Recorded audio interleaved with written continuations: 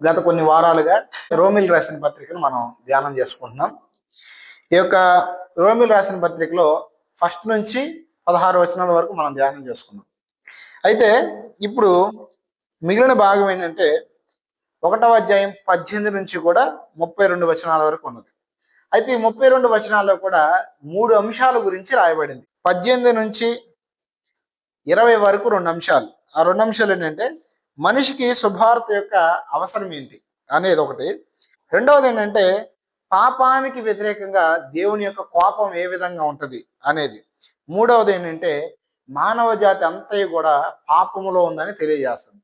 ఈ 3 అంశాలు 18 నుంచి ఆఖరి వరకు ఉంది 1వ అధ్యాయంలో రోమిల్ రాసిన పత్రిక. అయితే మనం సమయాన్ని బట్టి ఒక హాఫ్ అన్ అవర్ 18 నుంచి 20 వచనాలు కానీ ఇంకా కొన్ని వచనాలు కానీ ధ్యానం చేసుకుందాం. ఇప్పుడు చూద్దాం రోమిల్ రాసిన పత్రిక 1వ అధ్యాయము 18వ వచనం. దుర్నీతి చేత సత్యమును అడ్డగించు మనుషుల యొక్క సమస్త భక్తిహీనత మీదను దుర్నీతి మీదను దేవుని కోపము పరలోకము నుండి బయలుపరచబడుతున్నది. ఇక్కడ చూడండి, ఎందుకు దేవుని ఉగ్రత వీరి మీదకు వస్తుంది అని పౌలు గారు రాశాడంటే, చాలా మందిలో ఒకటి ఉంది, అదేంటంటే దుర్నీతి. దుర్నీతి అంటే ఏంటి? చెడ్డ నీతి, అంటే మంచి నీతి కాదు. చాలా మందిలో నీతి అనేది ఉంటుంది. కొంతమందిలో స్వనీతి ఉండిద్ది, కొంతమందిలో దేవుని నీతి ఉండిద్ది, కొంతమందిలో దుర్నీతి ఉంటుంది. అయితే ఇక్కడ దేవుని నీతి కాని ప్రతిదీ కూడా పాపమే. ఇక్కడ ప్రజల మీదకి ఎందుకు దేవుని ఉగ్రత వస్తుందంటే వీరిలో దుర్నీతి ఉంది. దుర్నీతి అంటే మన భాషలో మనకు అర్థం కావడానికి సింపుల్గా దేవునికి లోబడని మనస్తత్వం ఉంది వీళ్ళలో. దేవునికి లోబడని మనస్తత్వంతో వీరు ఏం చేస్తున్నారంటే వీరి సొంత ఆలోచనలు నెరవేర్చుకోవడానికి దేవుని యొక్క సత్యాన్ని అడ్డగిస్తున్నారంట. ఇక్కడ చూడండి, అదే ఉన్నది. దుర్నీతి చేత సత్యమును అడ్డగించే మనుషుల యొక్క సమస్త భక్తిహీనత మీదను దుర్నీతి మీదను దేవుని కోపము పరలోకము నుండి బయలుపరచబడుతున్నది. చాలా మంది ఈరోజు పాపం చేస్తూ చాలా మంది దేవునికి వ్యతిరేకమైన మాటలు మాట్లాడుతూ చెప్పే మాట ఏంటంటే తెలియక చేశాను అని. ఇక్కడ గుర్తుపెట్టుకోండి, భూమి మీద ప్రపంచంలో తప్పు చేసే ఏ ఒక్కడో కూడా తెలియకుండా చేయటం లేదు. ఒకవేళ తప్పు నేను తెలియకుండా చేస్తున్నాను అని అంటే నీ అంత మూర్ఖుడు, రెండోది ప్రజల్ని మోసం చేయాలనుకున్న అజ్ఞాని ప్రపంచంలో ఇంకోటి ఉండడు. ఎందుకంటే దేవుని ధర్మశాస్త్రం లేకపోయినా, వాక్యం లేకపోయినా, ఎవడో బోధించేవాడు పక్కన లేకపోయినా దేవుడు ఆల్రెడీ నీలో ఒక దాన్ని నియమించాడు, ఏది తప్పు ఏది చెడు అని చెప్పడానికి. ఏంటి అది? మనస్సాక్షి. అందుకే చాలా మంది ఇలా క్వశ్చన్లు వేస్తుంటారు, మరి ఇప్పుడంటే పాపం నుంచి విడిపించడానికి యేసుప్రభు వచ్చాడు, మరి ఈ 2000 సంవత్సరాల క్రితం యేసుప్రభు వచ్చాడు, ఇప్పుడు నమ్ముకున్న వాళ్ళందరూ పరలోకం వెళ్తారని మీరు చెప్తున్నారు కదా, మరి ఇప్పుడు 2000 సంవత్సరాల క్రితం చచ్చిపోయిన వాళ్ళందరూ ఏమవుతారు? మరి అప్పుడు రక్షకుడు లేడు కదా. మరి ఇంకా కొంచెం ముందుకెళ్తే ధర్మశాస్త్రం లేదు, ధర్మశాస్త్రం లేకముందు మరి వారేమవుతారని చాలా మంది మేధావులు క్వశ్చన్లు అడుగుతున్నారు. అయితే దానికి బైబిల్ గ్రంథం ఇస్తున్న స్పష్టమైన జవాబు ఏంటంటే దేవుడు ధర్మశాస్త్రాన్ని ఇవ్వకముందు మనస్సాక్షిని బట్టే తీర్పు తీర్చాడు. దేన్ని బట్టి తీర్పు తీర్చాడు అంటే దేవుడు వాక్యంలో చెప్తాడు పౌలు గారి ద్వారా ఏంటంటే ఆయన మనస్సాక్షిని బట్టి నీతిగా నడిచిన ప్రతి జన్మలోని వ్యక్తిని అంగీకరించాడంట. అంటే యేసు ప్రభు రాకముందు, సువార్త రాకముందు ఏ మతానికి సంబంధించిన వ్యక్తి అయినా సరే, భూమి మీద పుట్టిన ఏ మనిషి అయినా సరే తన మనస్సాక్షి నిమిత్తము చేయబడిన క్రియల ద్వారా తీర్పును పొందారు. దానికి ఖచ్చితమైన నిర్ణయం, ఖచ్చితమైన వాక్యము బైబిల్లో చాలా ఉన్నాయి. అంటే ఎందుకు ఈ విషయం చెప్తున్నానంటే దేవుడు చాలా మందిని ఇష్టపడటానికి, దేవుడు చాలా మందిని ఇష్టపడకపోవడానికి ప్రాముఖ్యమైన కారణం ఏంటంటే మనస్తత్వం. ఇప్పుడు ఎవరినైనా సరే మనమైనా కానీ ఒక వ్యక్తిని ఇష్టపడాలంటే దేన్ని బట్టి ఇష్టపడతాం? ఎత్తుని బట్టి, రూపాన్ని బట్టి, అందాన్ని బట్టి ఇష్టపడతామా? అలా అనుకుంటే మన పిల్లల కన్నా అందంగా ఉన్నవాళ్ళు చాలా మంది ఉన్నారు, భార్యాభర్తల కన్నా అందం కలిగిన వాళ్ళు చాలా మంది ఉన్నారు, మన స్నేహితుల కన్నా అందం కలిగిన వాళ్ళు చాలా మంది ఉన్నారు. అట్లయితే వీళ్ళకన్నా అందం కలిగిన వాళ్ళు చూసి వదిలేసి మనం వాళ్ళు ప్రేమించట్లేదు కదా. మరి ఎలా మనం ప్రేమిస్తాం? ఒక వ్యక్తిని మనం అభిమానిస్తున్నాం అంటే దేని బట్టి మనం అభిమానిస్తామంటే మనస్తత్వాన్ని బట్టి అభిమానిస్తాం. అలాగే దేవుడు కూడా దేన్ని బట్టి ఒక మనిషిని ప్రేమిస్తాడు, దేన్ని బట్టి ఒక మనిషిని శిక్షిస్తాడు అంటే మనస్తత్వాన్ని బట్టి. అయితే దేవుడు మన మనస్సులో ఆల్రెడీ ఒక దాన్ని పెట్టాడు. అదేంటంటే మనస్సాక్షి. మనం తప్పు చేస్తున్న ప్రతిసారి ఆ మనస్సాక్షి ఏం చేస్తుంది తెలుసా? గద్దిస్తుంది. అందుకనే మనం ఎప్పుడూ కూడా తెలియక చేశాను అని సమర్థించుకోవడానికి చెప్పొచ్చు, కానీ నువ్వు 100 చెప్పినా మనిషికి ఉన్న ఒక నేచర్ ఏంటంటే తను చేసిన తప్పుని ఎలాగైనా ఒప్పని నిరూపించుకోవడానికి 100 కారణాలు వెతుక్కుంటుంటాడు. ఇది సహజ మనిషి యొక్క నైజం. అవ్వ దగ్గర నుంచి మొదలైంది ఇది. అవ్వని అడిగాడు దేవుడు, బాబు పండు ఎందుకు తిన్నావు? ఫస్ట్ ఆదామని అడుగుతాడు అనుకోండి. ఆదామని అడుగుతాడు, పండు ఎందుకు తిన్నావు అంటే, ఇదిగో నువ్వు ఇచ్చిన అవే, ఈ అవ్వ ఇచ్చింది కాబట్టి తిన్నాను అన్నాడు. ఈ అవ్వ ఏం చేసింది? సైతాన్ గడి మీద దోసేసింది. అంటే ఇక్కడ ఎందుకు చెప్తున్నానంటే ప్రతి మనిషికి తప్పు చేస్తే చెప్పుకోవడానికి కారణాలు దొరుకుతాయి. ప్రతి మనిషి కారణాలు వెతుక్కుని తప్పు చేస్తాడు. కానీ గుర్తుపెట్టుకోండి, నీలో కనుక దుర్నీతి ఉంటే, నీలో కనుక సత్యాన్ని అడ్డగించే మనస్తత్వం ఉంటే, సత్యాన్ని అడ్డగించడం అంటే వాక్యాన్ని అడ్డగించడం, ఈ మనస్తత్వం ఎప్పుడైతే నీలో ఉంటుందో దేవుని ఉగ్రత మీ మీదకి వచ్చిందంట. అది నేను చెప్పట్లేదు, వాక్యంలో ఉంది. అదే చెప్తున్నాడు, దుర్నీతి చేత. ఏ నీతి చేత అంటే నీలో దుర్నీతి ఉంటే, దుర్నీతి అంటే ఇప్పుడు వరకు చెప్పిన చెడ్డ లక్షణాలు, ఆ దుర్నీతి చేత సత్యమును అడ్డగించే మనుషుల యొక్క సమస్త భక్తిహీనత మీదను దుర్నీతి మీదను దేవుని కోపం పరలోకం నుంచి. అది ఎందుకు దేవుని కోపం వస్తుంది చాలా మంది మీదకి, ఎందుకు దేవుని ఉగ్రత వస్తుందంటే చాలా మందిలో తప్పు చేయకూడదని తెలిసినా కూడా తప్పు చేసే స్వభావం ఉంటది కాబట్టి. చాలా మంది ఎందుకు పరలోకాన్ని పోగొట్టుకుంటారు తెలుసా? చాలా మంది ఎందుకు నరకానికి వెళ్తారు తెలుసా? నరకానికి వెళ్ళే వాళ్ళు సువార్త అందక నరకానికి వెళ్ళట్లేదు, నరకాన్ని స్వాధీనం చేసుకునే వాళ్ళు, స్వతంత్రించుకునే వాళ్ళు వారి సొంత ఇష్టముతోనే నరకాన్ని స్వతంత్రించుకుంటున్నారు. ఇక్కడ విషయం ఏంటంటే దేవుడు ప్రతి మనిషి కూడా స్వాతంత్రాన్ని ఇచ్చాడు. దేవుడు ఎవరిని కూడా ఫోర్స్ చేయడు. నువ్వు పరలోకం రా అని ఫోర్స్గా తీసుకెళ్ళడు, నువ్వు నరకానికి పోని బలవంతంగా తోసేయడు. మరి ఏంటి, కొంతమంది నరకానికి కొంతమంది పరలోకానికి అంటే ఏదైనా సరే నీ చేతిలోనే ఉంది, ఏదైనా దేవుడు నీ హస్తాలకి అప్పగించాడు. పరలోకం వెళ్ళాలా నరకానికి వెళ్ళాలనేది నీ చేతిలోనే ఉంది. అందుకే వాక్యం చెప్తుంది, బుద్ధిమంతుడు పరమునకు పోవు జీవ మార్గమును గురించి విచారణ చేయను. ఎందుకు విచారణ చేస్తాడు బుద్ధిమంతుడు? ఈ లోకమైన ఈ లోకంలో ఉన్నవైనా శాశ్వతం కాదు. నువ్వు ప్రేమించే భర్త దగ్గర నుంచి నువ్వు ఆదరించే నువ్వు పెంచి పోషించే పిల్లల వరకు ఖచ్చితంగా ఏదో ఒక రోజు వారు నిన్ను విడిచిపెడతారు, నువ్వైనా సరే వారిని విడిచిపెట్టి వెళతావు. ఈ లోకం శాశ్వతమైంది కానప్పుడు ఈ లోకం కొరకే కోరికలు చాలా మందికి, ఈ లోకం కొరకే తలంపులు చాలా మందికి దైవ సంబంధమైన ఆలోచనలు ఉంటాయి. అందుకే వాక్యం చెప్తుంది, మనము భూ సంబంధమైన వారం కాదు. ఎప్పుడైతే యేసు ప్రభువుని మనం అంగీకరించామో అప్పుడు మనందరం ఎవరం? పరలోక సంబంధమైన వారం. కాబట్టి మనం ఏం చేయాలంటే భూ సంబంధమైన వాటిని కాకుండా పైనున్న వాటినే వెతకండి అని వాక్యం చెప్తుంది.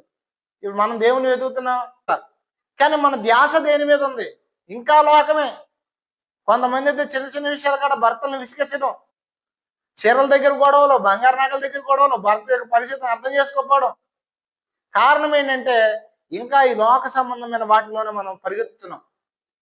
చాలా మంది, నేను ఇందాక చెప్పాను, నరకాన్ని స్వతంత్రించుకోవడానికి, పరలోకాన్ని పోగొట్టుకోవడానికి మెయిన్ కారణము వాళ్ళ యొక్క ఇష్టమే. ఇక్కడ చెప్తున్నాడు, అందుకే దుర్నీతి చేత సత్యాన్ని అడ్డగించే వాళ్ళు ఉన్నారు కొంతమంది. అందుకే యోహాన్ సువార్తలో ఈ మాటలు ప్రభువారు మన కోసం రాయించారు. ఒకసారి చూడండి, యోహాన్ సువార్త 3వ అధ్యాయము 18 నుంచి. ఆయన యందు విశ్వాసం ఉంచిన వారికి ఏం తీర్చబడదంట? విశ్వసింపని వాడు దేవుని అద్వితీయ కుమారుని నామమును విశ్వసింపలేదు కనుక వానికి ఇంత మునిపే అని. ఇప్పుడు తీర్పు పొందాలా? ఇప్పుడు పొందలేదు అని అంటే అర్థం, దానికి కారణం ఏంటంటే చెప్తానండి. తీర్పు పొందలేదంటే కారణం ఏంటంటే ఆల్రెడీ యేసయ్య జయాన్ని పొందాడు. ఆయన ఆల్రెడీ మనకి పరలోకాన్ని డిక్లేర్ చేశాడు. భూమి మీద ఉన్న సమస్త జనుల రక్షణ పొందాలని ఆయన ఆల్రెడీ నిర్ణయించుకున్నాడు. ఇప్పుడు మీకు అర్థం కావడానికి ఒక విషయం చెప్తానండి. పోలీసులు ఎవరెవరు అవ్వచ్చు? పోలీసులు ఉంటారు కదా, పోలీసు జాబులు రిలీజ్ చేసినప్పుడు ఫలానా ఓళ్ళే అవ్వాలి అని అన్న రూల్స్ అండ్ రెగ్యులేషన్స్ ఉంటాయా? ఖచ్చితంగా అందరూ చేయొచ్చు. అయితే ఎవడైతే దాని యందు ఆసక్తి కలిగి ఉంటాడో వాడు ఏమవుతాడు? పోలీస్ అవుతాడు. డాక్టర్లు ఎంతమంది అవ్వచ్చు అంటే అందరూ అవ్వచ్చు. కానీ దాని యందు ఆసక్తి కలిగి ఎవడైతే దానికి సంబంధించిన విద్యను అభ్యసిస్తాడో వాడేమవుతాడు? డాక్టర్ అవుతాడు. అలాగే ఎవరు పరలోకం వెళ్ళొచ్చు? ఎవరు తీర్పును పొందకుండా ఉండొచ్చు? ఎవరు తీర్పు నుంచి తప్పించబడొచ్చు అంటే యేసును సొంత రక్షకుడిగా అంగీకరించిన వారు. అయితే యేసుని సొంత రక్షకుడిగా ఎందుకు అంగీకరించట్లేదంటే చాలా మందిలో దుర్నీతి ఉంది. అందుకనే వెలుగు అయిన ఆయన తెలిసిన, వెలుగు అని ఆయన్ని అంగీకరించిన చాలా మంది ఒప్పుకోవడానికి ఇష్టపడట్ల. చాలా మందికి వారు అనుసరించే మార్గం తప్పు అని తెలిసినా కూడా దాన్ని విడిచిపెట్టడానికి ఇష్టం ఉండదు. అందుకే ఎతుక్కుండా ఉంటారు వాళ్ళు ఎలాగ కరెక్ట్ అని నిరూపించుకోవాలా అని. సత్యం నిరూపించుకుంటది. ఎందుకంటే సత్యము లోకానికి వెలుగు. అందుకే చూడండి కింద ఏమంటున్నాడు? ఆ తీర్పు ఇదే. ఏంటి ఆ తీర్పు? నువ్వెందుకు నిత్య నరకాన్ని స్వతంత్రించుకున్నావు అంటే దేవుడు నిన్ను ఫ్రై చేయడం నరకంలో ఇట్లా. ఆ తీర్పు ఏంటంటే వెలుగు లోకానికి వచ్చింది. ఎవరి క్రియలు చెడ్డమైనందున అంటే ఇప్పుడు చెప్పండి, యేసు ప్రభు అందరిని రక్షిస్తాడా? కొందరిని రక్షిస్తాడా? కానీ ఎందుకు చాలా మంది రక్షణ పొందలేకపోతున్నారు? ఎందుకు అందరూ పరలోకాన్ని స్వతంత్రించుకోరంటే వారి క్రియలు చెడ్డమైనందున అంట. వారి క్రియలు చెడ్డమైనందున మనుష్యులు వెలుగుని ప్రేమింపక చీకటిని. కొంతమంది ఉంటారు మా మతం అని పోరాడుతూ ఉంటారు. ఇన్స్టాగ్రామ్ లో నాకు మెసేజ్ పెడతా ఉంటారు. పాపం కొంతమంది ఫోన్లు చేస్తుంటారు. కరెక్టే. ఇప్పుడు నీ మతాన్ని నువ్వు ప్రేమిస్తున్నావు, కరెక్టే, మతాన్ని ప్రేమించుకో. కానీ మనిషిని మతం పరలోకం తీసుకెళ్ళదు. క్రైస్తవ మతం కూడా మనిషిని పరలోకం తీసుకెళ్ళదు. ఇక్కడ విషయం ఏంటంటే చాలా మంది యేసు ప్రభుని ద్వేషిస్తున్నారు. ఇంకో విషయం చెప్పనా? భలేగా చాలా మంది ఫేస్బుక్ లో పెట్టేస్తారు బైబిల్ని కొన్ని దేశాలు బ్యాన్ చేసినాయి. బ్యాన్ చేసి ఉండొచ్చు. ఎందుకు బ్యాన్ చేసి ఉండొచ్చో చెప్పనా? వారి క్రియలు చెడ్డవై ఉన్నందున. చాలా మంది మారు మనసు పొందరు, చాలా మంది బాప్తిసాలు తీసుకోరు, చాలా మంది యేసు ప్రభు దగ్గరికి రారు. కారణం ఏంటో తెలుసా? యేసు ప్రభు దగ్గరకు వస్తే జీవితాలు మార్చుకోవాలని అలా తెలుసు. అంటే జీవితాలు మార్చుకోవడం ఇష్టం లేదు. తాగుబోతులు ఇప్పుడు పోనీ ఈ కామెంట్లు పెట్టేవాడు ఏమైనా సంసార పక్షమైనవాడా, కుటుంబాన్ని పోషించేవాడా, కుటుంబానికి అన్నం పెట్టేవాడు అంటే ఎట్లాంటి వాడు ఎవడో పెట్టాడు కామెంట్లు. పెట్టే ప్రతి ఒక్కరు తాగుబోతాడే. పెట్టే ప్రతి ఒక్కరు ఎవరో తెలుసా? గాలిగా తిరిగేవాళ్ళే. వాళ్ళే కదా పని పాటలని ఫోన్ నొక్కుతా కూర్చునేది. అంటే ఇప్పుడు ఎందుకు చెప్తానంటే ఎందుకు యేసు ప్రభు అంటే చాలా మందికి ద్వేషం, ఎందుకు క్రైస్తవం మీద నేడు విషయాన్ని వెళ్ళగక్కుతున్నారంటే కారణం ఒకటే, వారి క్రియలు చెడ్డవైనందున వారు సత్యాన్ని అంగీకరించడానికి ఇష్టపడట్లా. ఇక్కడ గుర్తుపెట్టుకోవాల్సిన విషయం ఏంటంటే సత్యమే ఒక మనిషిని స్వతంత్రుడిగా చేస్తుంది. సత్యమే ఒక వ్యక్తిని పరలోకానికి తీసుకెళ్ళిద్ది. సత్యమే యుగ యుగాలు జీవించేటట్టు చేస్తుంది. అందుకే యేసు ప్రభువారు చెప్పిన మాట ఏంటి తెలుసా? నేనే మార్గము, సత్యము, జీవము, నా ద్వారా తప్ప ఎవ్వడును తండ్రి వద్దకు చేరడని స్పష్టంగా చెప్పాడు. వెలుగని తెలుసు యేసు ప్రభు దేవుడు అని తెలుసు, ఆయన లేకపోతే నిత్య జీవం లేదని తెలుసు. కానీ చాలా మంది మారు మనసు పొందబడిన కారణం వారి క్రియలు చెడ్డవి. వారి క్రియలు చెడ్డమైనందున మనుష్యును వెలుగుని ప్రేమింపక చీకటినే. అది కొంతమందికి ఏమిష్టం? జీవితాలు మార్చుకోవడానికి ఇష్టం ఉండదు. ఆడు తాగేవాడిని తాగనివ్వాలా, తిరిగేవాడిని తిరగనివ్వాలా. కొంతమందికి అయితే మంచి అయితే మహాపాపం మొత్తం ఉంటది. అమ్మ బాబుల మీద కొడతానికి వెళ్ళిపోయేవాళ్ళు కొంతమంది ఉంటారు. తాగి భార్యను కొట్టేసేవాళ్ళు కొంతమంది ఉంటారు. మంచి చెప్తే చాలు, నువ్వెవడరా నాకు చెప్పేది అంటారు చాలా మంది. ప్రస్తుత సమాజంలో చాలా మందికి ఒక రియలైజేషన్ వచ్చింది.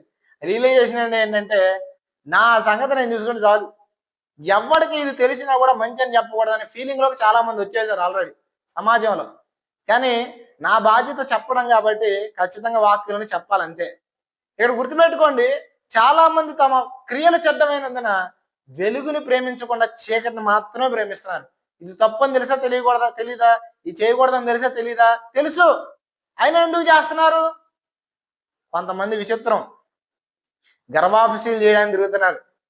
అంటే ఇలాంటి పల్లెల ఏరియాలకి యేసు ప్రభు నమ్ముకునే ఇళ్ళకి అలా వచ్చి ఇది మతం మంచిది కాదు, ఈ క్రైస్తవ్యంలో ఇలా జరిగింది అలా జరిగింది, బైబిల్లో దేవుడు ఇలా మాట్లాడాడు అలా మాట్లాడాడు, సో మీరేంటంటే మళ్ళీ తిరిగి వచ్చేయండి.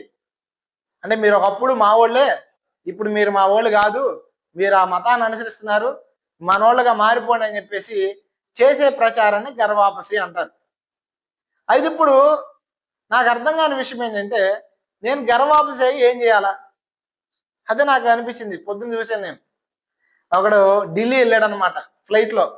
ఢిల్లీ ఎందుకు వెళ్తాను తెలుసా? నేను ఢిల్లీ వెళ్తుంది ఏదో ఆనందించడానికి కాదు, గర్వాపసి ఎలా చెయ్యాలో నేర్చుకోవడానికి. వాడికి తెలియని విషయం ఏంటంటే, వాడే ఇలాంటి ఇన్ఫర్మేషన్ అన్ని బయటకు ఎత్తున్నాడు. అది వాడికి తెలియట్లా. ఈ భారతదేశంలో ఉన్న అన్ని రాష్ట్రాల నుంచి కూడా గర్వాపసి చేయడానికి పనిచేస్తున్న వాళ్ళు చాలా మంది ఉన్నారంట. గర్వాపసి అంటే అర్థమైంది కదా? యేసుప్రభు నమ్ముకున్న వాళ్ళని యేసుప్రభు నమ్ముకోకుండా మళ్ళా తిరిగి హిందుత్వంలోకి తీసుకురావడానికి, వాళ్ళ మతంలో కలుపుకోవడానికి చేసే ప్రచారం గర్వాపసి అంటారు. ఇలా చేయడానికి ట్రైనింగ్ ఇవ్వడానికి ఢిల్లీలో పెట్టారంట. అన్ని రాష్ట్రాల వారు అక్కడ పోగవుతున్నారంట. అయితే ఇప్పుడు నేను గర్వాపసి అయ్యాను అనుకోండి, సపోజ్ ఏం చేయాలి? గర్వాపసి అయ్యి బైబిల్ ప్రకారం సృష్టి శూన్యములో వేలాడుతుందని స్పష్టంగా ఉంది. ఇప్పుడు నేనేం చేయాలి? నేనే చిన్నప్పటి నుంచి నేను నేర్చుకున్న కొన్ని పురాణాల్లో ఏముందంటే, ఏనుగులు మోస్తున్నాయంట భూమి, ఆ ఏనుగుల్ని తాబేలు మోస్తుందంట. ఇది ఉంది. నేను ఇప్పుడు దీన్ని నమ్మాలా? పోనీ అంటే ఏంటి? ఎందుకు మారాలి? నా జీవితంలో యేసు ప్రభు రాకపోతే, సాయిగాడు అంటాడు అప్పుడప్పుడు, మా జీవితంలో కనుక ఒకవేళ యేసు ప్రభు రాకపోతే శ్యామ్ మీద నా మీద బోల్డ్ కేసులు ఉండేవి. ఎందుకంటే తెలీదు. ఈరోజు యేసు ప్రభు నా జీవితంలోకి వచ్చాడు కాబట్టే, యేసు ప్రభు మా బ్రతుకుల్లోకి వచ్చాడు కాబట్టే ఈరోజు యవ్వన కాలం ముందు నా వయసు 25 సంవత్సరాలు. నా 25 సంవత్సరాల వయసులో నా కుటుంబం పట్ల బాధ్యత కలిగిన వ్యక్తులుగా, తల్లిదండ్రులకు విధేయులైన వ్యక్తులుగా, ఈరోజు సంఘంలో అనేక మంది జీవితాలు మార్చబడే వ్యక్తులుగా మేము ఉపయోగపడుతున్నాం. అదే కనుక యేసు ప్రభు మా జీవితంలో రాకపోతే, మా జీవితంలో మేము చీకటినే ప్రేమించే వాళ్ళం. సత్యం తెలియకపోతే ఆ చీకటిలో బ్రతుకుతూ మా జీవితాన్ని నాశనం చేసుకుని అనేకుల్ని చీకటిలోనికి నడిపించే వాళ్ళం. యేసు ప్రభు మా బతుకులోకి రావడం వల్ల మారింది మా మతం కాదు. యేసు ప్రభు మా బ్రతుకులోకి రావడం వల్ల మారింది ఏంటో తెలుసా? మా బ్రతుకు. యేసు ప్రభు మా జీవితంలోకి రావడం వల్ల మేము హృదయాలు మార్చుకున్నాం, మతాన్ని మార్చుకోవాలా. హల్లెలూయా. చూడండి, ఇక్కడ స్పష్టంగా ఏం చెప్తున్నాడంటే, వాళ్ళు సత్యాన్ని ప్రేమించట్లా, చీకటిని ప్రేమిస్తున్నారు. తర్వాత చూడండి, దుష్కార్యము చేయి ప్రతివాడు. ఆగండి. ఎవడైనా యేసు ప్రభుని ద్వేషిస్తున్నాడండి. ఎందుకు ద్వేషిస్తున్నాడు? మారు మనసును ద్వేషిస్తున్నాడు. ఎందుకు ద్వేషిస్తున్నాడు? వాడు దుష్కార్యాలు చేస్తున్నాడు కాబట్టి. ఇంకో విషయం చెప్పనా? సమాజం ఎలాంటిదంటే, ఒక వ్యక్తి మారితే ఓర్చుకోలేదు మంచిగా, పాపం చేస్తున్నాడు అనుకో, ఇంకో విచిత్రమైన విషయం చెప్తానండి మీకు అర్థం కాడానికి. తాగడానికైతే డబ్బులు పడతాయి తాగుబోతాడికి, ఇంట్లో ఏమన్నా అవసరాలు కనుక డబ్బులు పడతావు. అది విచిత్రం. ప్యాకెట్ ఆడటానికైతే డబ్బులు పడతాయి, ఇంట్లో అవసరాలకు డబ్బులు పడతావు. కావాలంటే ప్యాకెట్ ఆడే వాళ్ళని తాగుబోతులను అడగండి, చెప్తారు. సమాజం కూడా అంతే. దుష్కార్యము చేసేటప్పుడు దేవుని ద్వేషిస్తారు. చాలా మంది ఈరోజు నాస్తికులుగా పిలువబడుతున్నారు. మేము నాస్తికులం అని చెప్పుకుంటున్నారు. ఒక ఆయన సినిమా డైరెక్టర్ మాట్లాడతాం విన్నాను నేను. ఏంటంటే, అసలు మీరు ఎందుకు దేవుణ్ణి నమ్మట్లేదు అని అడిగారు ఒక యాంకర్.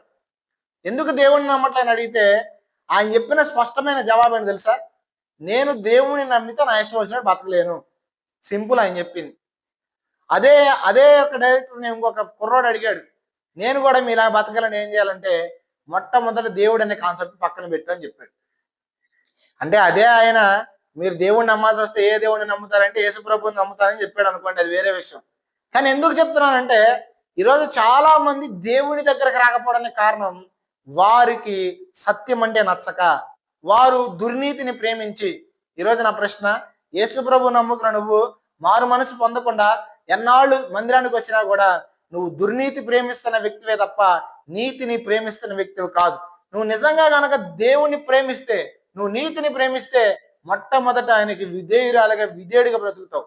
ఎన్నాళ్ళు నువ్వు మందిరానికి వచ్చి మారు మనసు పొందకపోయినా దేవుని ఉగ్రతకు నువ్వు పాత్రుడు తప్ప దేవుడి యొక్క ప్రేమకు, దేవుని యొక్క కనికరానికి, దేవుని యొక్క వాగ్దానాలకి, దేవుడిచ్చే ఆశీర్వాదాలకి నువ్వు పాత్రలో కావు. అదే విషయం ఇక్కడ. అందుకే ఇక్కడ చెప్తున్నాడు, దుష్కార్యాలు చేసేవాడు దేవుడు ఏం చేయడంట?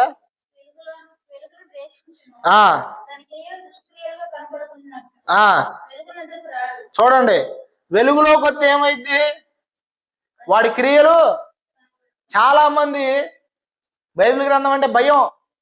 ఎందుకో చెప్పనా? బైబిల్ గ్రంథమే మనిషిలో ఉన్న పాపాన్ని భూతత్వంలో పెట్టి కూడా చూపిస్తుంది.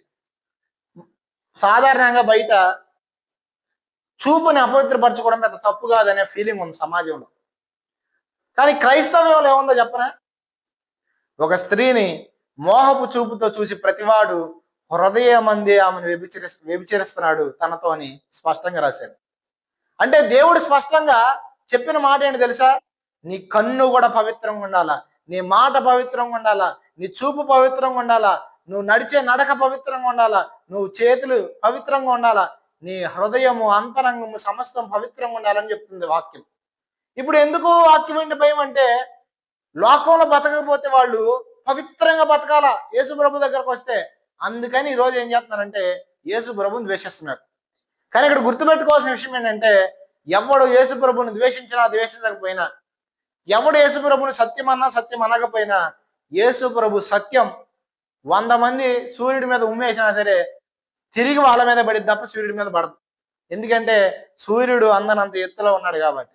అలాగే వాక్యము ఎవడు మార్చాలనుకున్నా సరే దాని సమయము ఎంత కాలం అయితే దేవుడు నిర్ణయించాడో అంతకాలం కూడా ప్రకటించబడుతూనే ఉంటది. అందుకే ఇక్కడ చూడండి ఏం చెప్తున్నాడంటే, వాడి క్రియలు చెడ్డవి కాబట్టి వాడు వెలుగునొద్దకు రాడంట. ఒకవేళ తెలిసిద్దేమో వెలుగులోకి వస్తేనండి. సత్యవర్తనుడైతే తన క్రియలు దేవుని మూలముగా చేయబడి ఉన్నవని ప్రత్యక్షపరచబడినట్లు వెలుగునొద్దకు చాలు. చూడండి ఇక్కడ దేవుడు చెప్తున్నాడు, సత్యవర్తనుడైతే అంటే ఎవరికి వెలుగు దొరికింది? ప్రతి మతంలో ఒక రకంగా చెప్పాలంటే దైవాన్వేషణ అనేది ప్రతి మతంలో ఉంది. అందుకే నేను నా సాక్ష్యంలో చెప్పాను, మళ్ళా చెప్తున్నాను. చిన్నప్పుడు చదువుకున్న స్కూల్లో కూడా అసతోమ సద్గమయ సమతోమ జ్యోతిర్గమయ మృత్యోర్మ అమృతంగమయ ఓం శాంతి శాంతి అనే ఒక మంత్రాన్ని లేదా ఒక శ్లోకాన్ని మనకి చిన్నప్పుడు స్కూల్లో కూడా రాస్తారు. అంటే అసత్యం అనే చీకటిలో ఉన్న నన్ను సత్యం అనే వెలుగులోనికి నడిపించు. అసత్యం అనే చీకటిలో ఉన్నామని ప్రతి ఒక్కరు గ్రహించారు, కానీ ఎవరు చీకటి నుంచి బయటికి రాగలరు? పాపంలో ఉన్నామని ప్రతి ఒక్కరికి తెలుసు, కానీ ఎవరు ఆ పాపం నుంచి బయటికి రాగలరంటే సత్యవర్తనులు రాగలరు. ఈరోజు మీకు విషయం చెప్తానండి, కోవిడ్ తర్వాత చాలా విషయాలు మారిపోయింది. కోవిడ్కి ముందు కోవిడ్ తర్వాత వచ్చిన మార్పులు ఏంటంటే నేను చెబుతా వినండి. ఒకటే, మనుషుల్లో పాప భీతి చచ్చిపోయింది. సరే కోవిడ్ తర్వాత కాదనుకోండి, ఈ దినాల్లో పాప భీతి చచ్చిపోయింది మనుషుల్లో. 2, తిండి మీద విపరీతమైన కోరికలు ఎక్కువైనాయి. 3, విపరీతమైన కామ వాంఛలు పెరిగిపోయినాయి మనుషుల్లో. కావాలంటే మీరు ఒక 50 సంవత్సరాలు ముందుకెళ్ళండి, మనుషుల్లో పాప భీతి అనేది ఒకటి ఉంది. అంటే ఇలా చేస్తే తప్పు, అమ్మో దేవుడు అనేవాడు ఉన్నాడు, మా పిల్లలకు తగిలిద్ది, ఇలా మా కుటుంబానికి తగిలిద్ది, మా కుటుంబం బాగవదు, ఇలా చేయకూడదనే ఒక ఫీలింగ్ అనేది కొన్నాళ్ళ క్రితం మనుషుల్లో ఉంది. కానీ ఈరోజు ఇలా మాట్లాడొచ్చా మాట్లాడకూడదా, ఇలా చెయ్యొచ్చా చేయకూడదు అనేది అనవసరం. ఒకవేళ ఎవడన్నా ఎవరే బాబు దేవుడు చూస్తున్నాడు రా బాబు తగిన శాస్త్రం వచ్చింది అంటే రాని, ఏంటంట వచ్చినప్పుడు చూస్తా, ఇలా అడ్డగోలు మనస్తత్వాలుగా మారిపోయినాయి. కారణం ఏంటంటే మనుషుల్లో సత్యం అనేది పోయింది, పాప భీతి అనేది నశించిపోయింది. 2వది తిండి మీద వ్యామోహం. కారణం ఏంటో తెలుసా? అంత్య దినాల్లో ప్రజలు తినుచు తాగుచు పెళ్లిళ్ళకి ఇవ్వబడతారని వాక్యం ముందే చెప్పింది. 3వది ఏంటంటే విపరీతమైన కామ వాంఛలు. అంటే అనైతికంగా మనుషుల్లో ఈ యొక్క ఫీలింగ్స్ అనేవి అధికమైపోయినాయి అనమాట. దానికి కారణం ఏంటి అంటే అంత్య దినాల్లో అలాంటి సంఘటనలు వస్తాయని వాక్యము స్పష్టంగా చెప్పింది. అయితే ఇక్కడ దేవుని ప్రజలుగా మీరు చేయాల్సిన పని ఏంటంటే ఎన్నడూ కూడా మీ హృదయాలను యథార్థత నుంచి మళ్లించుకోకూడదు. ఎందుకంటే వాక్యం చెప్తుంది యథార్థవంతులకు చీకటిలో వెలుగు పుట్టును అని. అంటే ఎవరు చీకటిలో నుంచి వెలుగులోకి వస్తారు? ఎవరు జీవితంలో ఉన్న చీకటి వెలుగుగా మార్చబడింది అంటే యథార్థతను విడిచిపెట్టకుండా యథార్థతను అనుసరించేవారు. ఈరోజు ఇంత జరుగుతున్నా, ఇన్ని మత విద్వేషాలు రెచ్చగొడుతున్నా, ఇంత మత సంబంధం ఉన్మాదం పెరిగిపోయినా నేటికి మారు మనసు పొందే అనేక మంది ఉన్నారు సమాజంలో. నేటికి మారు మనసు పొందుతున్న అనేక కులాల వారు ఉన్నారు, అనేక మతాల వారు ఉన్నారు. కారణం ఏంటంటే నేటికి కూడా సత్యవంతులు ఉన్నారు, సత్యాన్ని పరిశోధించేవారు ఉన్నారు. నాకు ఫోన్ చేసిన వాళ్ళలో చాలా మంది మత ఉన్మాదంతో చేసిన వాళ్ళు ఉన్నారు. రెండోది ఏంటంటే సత్యాన్ని అనుసరించి సత్యాన్ని అంగీకరించిన వారు కూడా ఫోన్ చేసిన వాళ్ళు చాలా మంది ఉన్నారు. ఎందుకు ఈ విషయం చెప్తున్నానంటే మనుషుల్లో సత్యం లేదు. సత్యవర్తనుడు అయితే తన క్రియలు దేవుని మూలముగా చేయబడి ఉన్నవని ప్రత్యక్షపరచబడినట్లు వెలుగునొద్దకు. ఇది మనం ఎందుకు మందిరానికి రావాలి, మనం ఎందుకు వాక్యం దగ్గరికి రావాలి అంటే మన క్రియలను దేవుడు ప్రత్యక్షపరుస్తాడు. మన క్రియలు నీతి క్రియలుగా మార్చబడాలంటే, దుర్నీతి మనలోంచి తొలగిపోవాలంటే వాక్యం అనే వెలుగులో మనలో ఉండాలి, వాక్యం అనే వెలుగునొద్దకు మనం రావాలి. అలా వచ్చినప్పుడు జరిగేది ఏంటంటే ఆటోమేటిక్గా మనలో చీకటి వెలుగుగా మార్చబడిద్ది. హల్లెలూయా. తర్వాత చూడండి, ఇప్పుడు రోమిల్ రాసిన పత్రికలోకి వచ్చేయండి.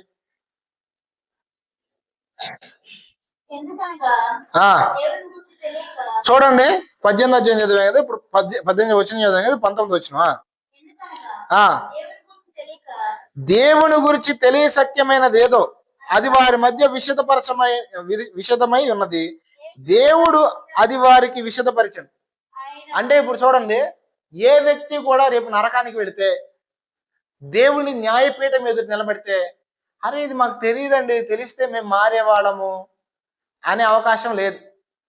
చాలా మంది అనే మాట ఏంటంటే, ఒక విషయం చెప్తా వినండి. ఎవడు చూశాడు పరలోకం ఉంది నరకం ఉందని? మీరు చూసారా? చాలా మంది అంటారు ఇదే డైలాగ్. కొంతమందిని మారండి బాబు, ఇట్లా నరకం ఉందిరా బాబు, పరలోకం ఉందిరా అంటే నువ్వు చూసి వచ్చావా, మేము మారం అని అంటారు. ఒక ఆయన ఇలాగ ఒకసారి ఇలా చెప్తే నేను ఒక మాట అడిగాను ఆయనతో.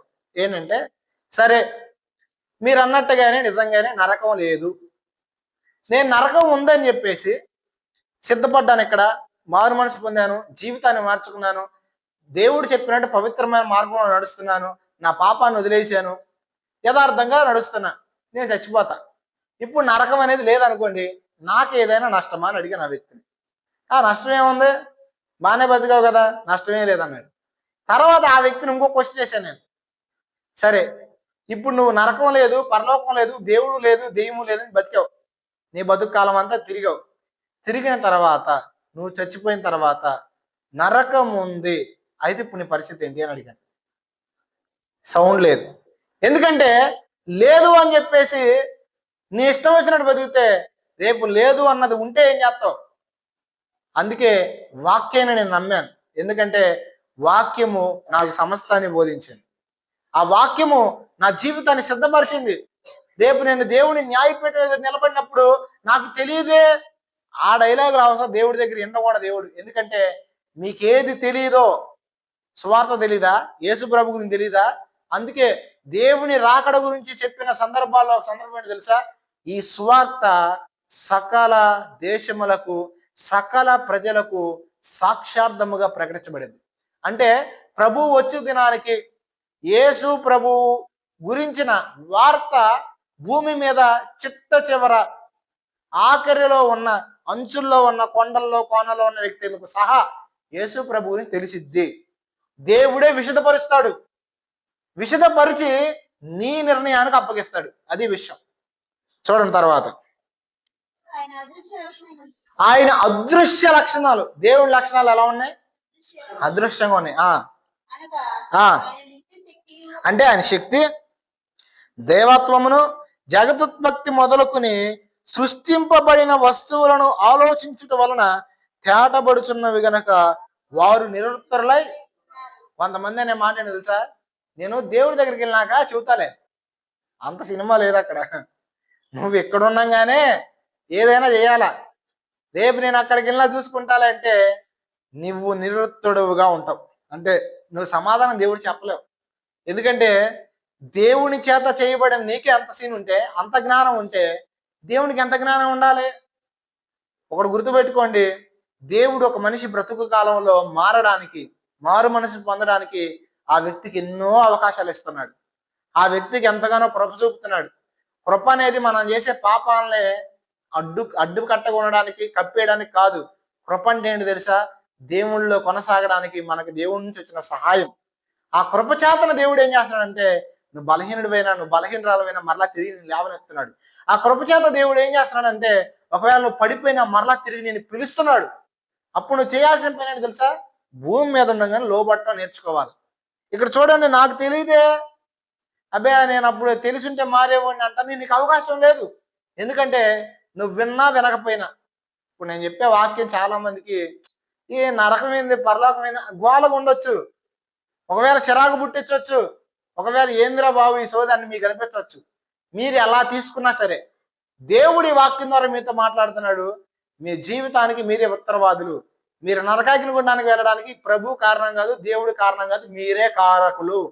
అందుకే ఇక్కడ చెప్తున్నాడు, ఆదిలో దేవుడు ఎవరో తెలియని స్థితిలో కూడా ఆయన అదృశ్య లక్షణాలు, దేవత్వము, నిత్యశక్తి ఇవన్నీ కూడా ఆది నుంచి సృష్టించబడిన, అంటే ఈ సృష్టిని చూస్తే దేవుని యొక్క లక్షణాలు మనకు అర్థమవుతాయి. అర్థం కావా? ఆకాశములు నీ మహిమను వివరించుచున్నవి. ఉన్నాయా లేవా పాటలు? లెక్కించలేని స్తోత్రము దేవా ఎల్లప్పుడు. ఓ పాత పాటలు బోర్డు ఉన్నాయి. అంటే ఈ సృష్టి దేవుని యొక్క శక్తిని మనం చూపించలేదా? దేవుడు సృష్టిలో సూర్యుని పెట్టాడు. కారణం ఏంటి? దేవుడు ఒక్కడే అన్ని దేశాలకు. చంద్రుని పెట్టాడు. కారణం ఏంటి? ఏ దేశమైనా ఏ ప్రాంతమైనా ఒకే ఒక్క దేవుడని ఆ యొక్క సూర్యుని చూసి మనం తెలుసుకోవాలి. ఈ భూమిని చూసి, ఈ పంచభూతాలను చూసి దేవుని యొక్క ప్రేమను మనం తెలుసుకోవాలి. ఎందుకంటే మీకు విషయం చెబుతున్నాను. ఒక ఫ్రూట్ తీసుకోండి. ఒక ఫ్రూట్ని దేవుడు ఎంత మంచిగా డిజైన్ చేస్తాడు చూడండి. మన తల్లిదండ్రులు సైతం మనకు అంత శ్రేష్టమైన ఆహారం పెడతారో తెలియదు. కొంతమంది ఆడవాళ్ళు ఉంటారు, వంటలు వండుతారు, వంటల మీద మూతలు ఉండవు. అరే పిల్లలు తింటారో దాంట్లో ఏమైనా పడతాయని కూడా సెన్స్ మినిమం కామన్ సెన్స్ కూడా ఉండదు. కొంతమంది ఇళ్లలో మరి ఉంటాయో ఉండవో తెలియదు, కానీ ఇళ్ళ తినే వాటి మీద మూతలేరు, వేస్తారా? నేనైతే 3 మందిని చూసా. ఒక ఆవిడ నాకు సగ్గుబియ్యం కదా, మొత్తానికి పాలు తడికలేదు ఇచ్చింది. మొత్తం చేమలే, స్పూన్తో తిప్పితే. అదేనండి తీసుకుని తినేసేయండి పాస్టర్ గారు అంది. చేసేదేముంది, ఆ స్పూన్తో చేమలు తీసుకుని తినేసాను. అంటే కొంతమందికి పెడతారు, పెట్టే విధానం తెలియదు. కొంతమంది పిల్లలకు వండుతారు, కానీ అంత జాగ్రత్త. కొంతమంది జాగ్రత్త పరులు ఉంటారు, అందరూ అటు ఉంటారు.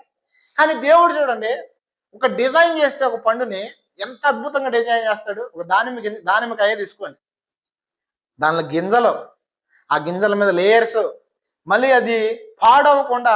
ఏ ఫ్రూట్ అయినా సరే కొయ్యకుండా పాడైపోద్దా? కొయ్యకుండా పాడవదు. చెట్టుకుండగా పండి కింద రాలకుండా పాడైపోద్దా? పాడవదు. ఎందుకంటే దేవుడు అంత ప్రత్యేకంగా దాన్ని డిజైన్ చేశాడు. కారణం ఏంటంటే నీ పట్ల నా పట్ల ఉన్న ప్రేమ. ఇంకో విషయం చెప్పనా? దేవుడికి నీ పట్ల నా పట్ల ఎంత ప్రేమ అంటే, సృష్టిని దేవుడు ముందు చేసి తర్వాత మనల్ని చేశాడు. కారణం ఏంటి తెలుసా? ముందే సమస్తాన్ని సమకూర్చి మనకి ఏ ఇబ్బందులు లేకుండా మనం చేశాడు. అది పాయింట్ ఇక్కడ. ఇప్పుడు ఒక ఇల్లు కట్టుకునేవాడు ఉన్నాడు అనుకోండి, ఇల్లు ముందే కట్టుకుంటాడు. ఇంట్లోకి జారక ముందే వసతులన్నీ సమకూర్చుకుంటాడు. సమకూర్చుకుని ఇంట్లోకి జాయిన్ అవుతాడు. అవునా? అంతేనా? ఇంట్లోకి వెళ్ళకముందే మామూలుగా ఏమీ లేకుండానే ఇంట్లోకి వెళ్ళి కట్టుకుంటూ ఉంటారా? ఎవడైనా ఇల్లు కట్టుకుని సమస్త సమకూర్చుకుని ఇంట్లోకి వెళ్తారా? ఆ ప్లేస్కి వెళ్ళి ఇల్లు కట్టుకుని ఉంటారా? కట్టుకోరు. ముందే సమస్తము సమకూర్చుకుని తర్వాత దాంట్లోకి వెళ్తారు. అలాగే దేవుడు ఏం చేశాడు? సృష్టినంతా చేసి తర్వాత నేను చేశాడు. ఇంకో విషయం చెప్పనా? మనకు కావలసిన ఫ్రూట్స్ ఏంటి, మనకు కావలసిన ఆహారం ఏంటి, ప్రపంచంలో ఏ మతంలో ఉన్న వ్యక్తి కనిపెట్టలా, ఏ మనిషి కూడా కనిపెట్టలా. కనిపెట్టింది దేవుడు, పుట్టించింది దేవుడు. వరి పుట్టించింది ఎవరో, కాయలు పుట్టించింది ఎవరో, అన్ని దేవుడే. దాన్ని పండిస్తుంది మనిషి, దాన్ని మార్పు చేస్తుంది మనిషి. చూడండి ఆయనకి ఎంత ప్రేమ మన పట్ల. కానీ మనం ఏం చేస్తామంటే ఆలోచించాం, ఆ దేవుడు నాకేమి ఇచ్చాడు, దేవుడు నాకేం చేశాడు. నీకు విషయం చెప్పనా? నీకు ఆస్తులు లేకపోవచ్చు, అంతస్తులు లేకపోవచ్చు, నీ దేహంలో ఉన్న అవయవాలే కొన్ని కోట్ల విలువ. అంటే మీరందరూ ఎవరో తెలుసా? కదులుతున్న కోటీశ్వర్లు, లక్షాధికారులు అనమాట. అంటే మీ అవయవాలు అంత గొప్పవే. బ్రెయిన్ వాల్యూ ఎంత ఒకసారి గూగుల్లో కొట్టండి. హార్ట్ వాల్యూ ఎంత, లివర్ వాల్యూ ఎంత అని. కొన్ని కోట్లే. కొన్నిసార్లు అయితే దొరకను కూడా దొరకవు. అంటే అంత విలువైనవి దేవుడు నీకు ఇచ్చాడు. అయితే వీటన్నిటిని ఆలోచించడం వల్ల ఏమైందంటే మనకి దేవుని యొక్క శక్తి ఏంటి, దేవుని యొక్క లక్షణాలు ఏంటి, దేవుని యొక్క ప్రేమ ఏంటి అనేది మనకు అర్థమవుతుంది. సో మనం గుర్తుపెట్టుకోవాల్సిన విషయం ఏంటంటే మనము దేవుని యొక్క సమస్త లక్షణాలని పరిశీలన చేయాలి. ఏదైనా సరే భూమి మీద పరిశీలన చేయకుండా దొరకదు. సత్యమైన అంతే, వాక్యమైన అంతే, ఏదైనా అంతే. అయితే ఇప్పుడు చాలా మందికి ఎందుకు తెలియట్లా సువార్త, ఎందుకు ఎదగట్లా ఆత్మీయతలు అంటే దానికి దేవుడి కారణం కాదు, నువ్వే కారణం. అందుకే అక్కడ చెప్తున్నాడు, వారు నిరుత్తరులై ఉన్నారు. తర్వాత చూడండి, మరియు వారు దేవుణ్ణి ఎరిగి ఆయనను దేవుడిగా అంటే చాలా మందికి ఏమడ్డాం అసలు చెప్పను ఈరోజు, ఇగో నాది ఇది, నేను దీంట్లో పుట్టా, నేను దాంట్లో చేస్తున్నా, నేను చచ్చింది నాకు ఇంతే, అది నీ ఇష్టం. సువార్త అనేది బలవంతంగా చెప్పేది కాదు. నేను ఎప్పుడూ కూడా యేసుప్రభు యొక్క గొప్పతనాన్ని చెప్పాను, కానీ ఏ వ్యక్తిని బలవంతంగా చర్చికి రండి, మీరు మతం మారండి, మీరు అది మార్చుకోండి ఇది మార్చుకోండి అని చెప్పలేదు. కారణం ఏంటంటే నువ్వు ఎవడో చెబితే మారితే, ఎవడో చెప్పడం వల్ల, ఇప్పుడు చాలా మంది అంటున్నారు మత మార్పిడి, బలవంతపు మత మార్పిడి అని. బలవంతపు మత మార్పిడి ఏంటి నాకు అర్థం కాని విషయం. అంటే ఇప్పుడు ఒక వ్యక్తిని బలవంతంగా ఎలా మార్చేస్తారు? అలాగా ఒక వ్యక్తికి ఇష్టం లేని కూరను తినిపించగలుగుతారా? ఇప్పుడు పిల్లలు ఉంటారు, వాళ్ళకి కాకరకాయ కూర ఇష్టం ఉండదు అనుకోండి, తినిపించగలమా? అక్కడికి ఎందుకు ఫోన్ నొక్కుతున్నారు పిల్లలు, మానిపించగలమా? ఆఫ్టర్ ఆల్ ఒక ఫోనే మనం మానిపించలేకపోతే మతాన్ని ఎలా మార్చేయగలుగుతాం? ఇక్కడ విషయం ఏంటంటే ఎవరో చెప్పేసి మభ్య పెట్టేసి మార్చేసేది కాదు ఇది. నీ అంతట నువ్వే తెలుసుకోవాలా. నీ అంతట నువ్వు తెలుసుకోవడానికి ప్రకటించడం. చాలా మంది సేవకులు చేస్తున్న తప్పు ఏంటంటే వారి యొక్క అభిప్రాయాలను ఎదుటి మీద రుద్దేస్తున్నారు. యేసు ప్రభు దేవుడా, యేసు ప్రభు దైవ కుమారుడా, యేసు ప్రభు ప్రవక్త అని నువ్వు చెప్పడం కాదు, నీ బోధన విన్న ప్రజలు తెలుసుకోవాలి. ఇప్పుడు నేను మీకు బాప్తిజం పొందండి అని చెప్పొచ్చు, కానీ 24 గంటలు రండి రండి రండి తీసుకొని అని చెప్తే మీరు తీసుకోరు. మీ అంతటికి మీకు ఏమవ్వాలా? కలగాల. అలా కలిగినప్పుడు ఏమవుతుంది? మీరు బాప్తిజం పొందుతారు. అలాగే ఒక వ్యక్తి మారు మనసు పొందుతున్నాడంటే, ఒక వ్యక్తి మారుతున్నాడంటే దాని అర్థం ఏంటంటే ఆ వ్యక్తి యేసు ప్రభువుని అర్థం చేస్తున్నాడు కాబట్టి మారుతున్నాడు. ఇక్కడ అంటున్నాడు చూడండి, వారు దేవుణ్ణి ఎరిగి కూడా ఆయన ఏం చేయలేదంట, అంటే ఇష్టం లేదు వాళ్ళకి.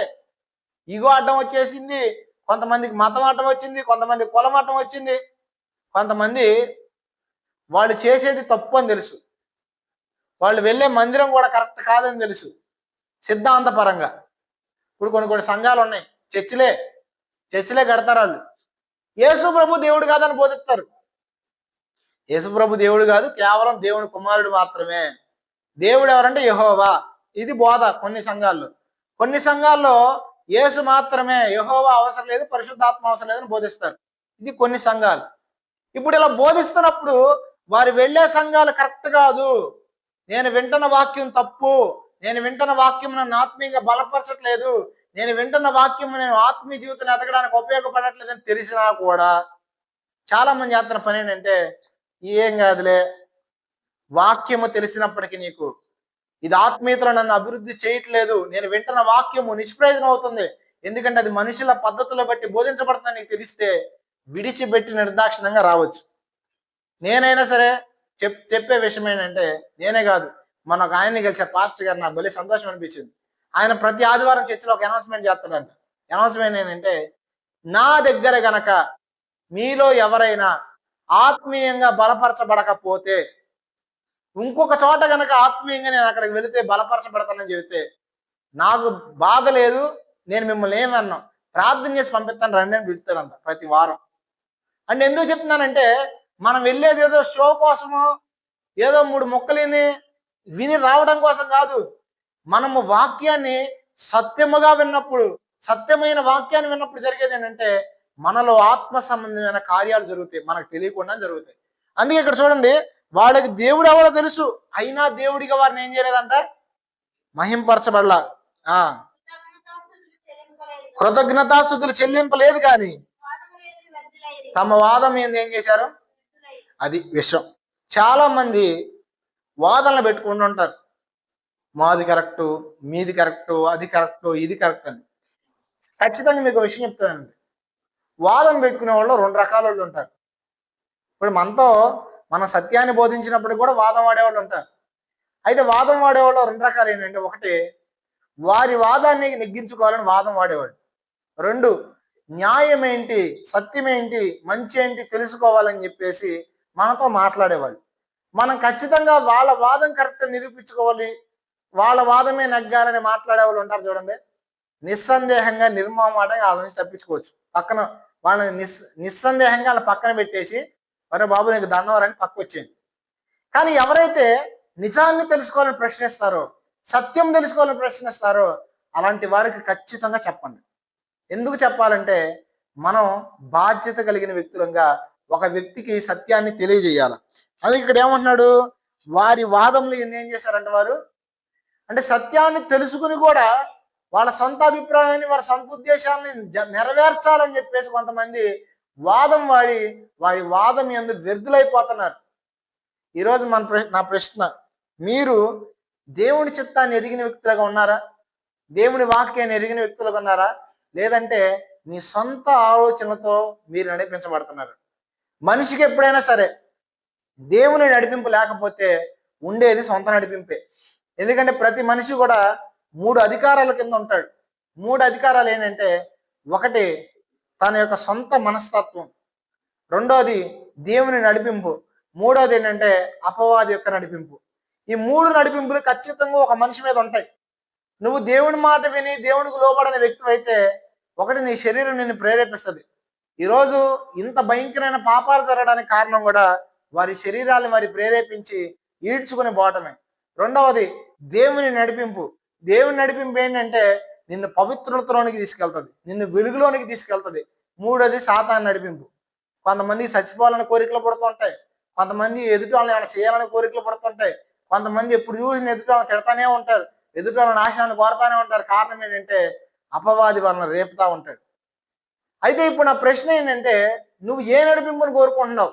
ఖచ్చితంగా గుర్తుపెట్టుకోండి, దేవుని నడిపింపుని కనుక కోరుకోని వ్యక్తులుగా మీరుంటే ఖచ్చితంగా మీరు నిష్ప్రయోజులు అవుతారు. కాబట్టి మీరు దేవుని నడిపింపును కోరుకోండి. మీ సొంత అభిప్రాయాలు, మీ సొంత ఆలోచనలతో వెళ్ళొద్దు. చాలా మందిని నేను చూశాను, సొంత ఆలోచనలతో వెళ్ళి జీవితాన్ని నాశనం చేసుకున్న వాళ్ళు చాలా మంది ఉన్నారు. దేవుని పిల్లలుగా మనకు దేవుడిచ్చిన గొప్ప ధన్యత, గొప్ప భాగ్యం ఏంటి తెలుసా? గొప్ప భాగ్యం ఏంటంటే దేవుడు మనతో మాట్లాడుతుంది. మన దేవుడు ఎవరంటే మాట్లాడే దేవుడు. మన దేవుడు ఎవరంటే మన జీవితాన్ని నడిపించడానికి ఇష్టపడేవాడు. అలాంటి దేవుని మనం కలిగి ఉండి కూడా చాలాసార్లు ఎందుకు సొంత నడిపింపులో పోతున్నామంటే దేవుణ్ణి నిర్లక్ష్యం చేసి. అందుకే ఏ నిర్ణయం తీసుకున్నా, మీరు ఏది తీసుకోవాలనుకున్నా, అది వ్యాపారంలో కావచ్చు, చదువులో కావచ్చు, ఉద్యోగాల్లో కావచ్చు, మొట్టమొదటి మీరు చేయాల్సింది ఏంటంటే, ప్రభువా దీని పట్ల నువ్వేమనుకుంటున్నావు, ఇది చేయడం నీ ఉద్దేశమా, ఇది చేయడం నీ చిత్తమా, ఇది చేయమంటావా అని దేవుని దగ్గర అడగాల. అప్పుడు దేవుడు వాక్యం ద్వారా కావచ్చు, ప్రేరేపణ ద్వారా కావచ్చు, కళ ద్వారా కావచ్చు, దర్శనం ద్వారా కావచ్చు, ఏ విధంగా అయినా సరే నీతో మాట్లాడతాడు.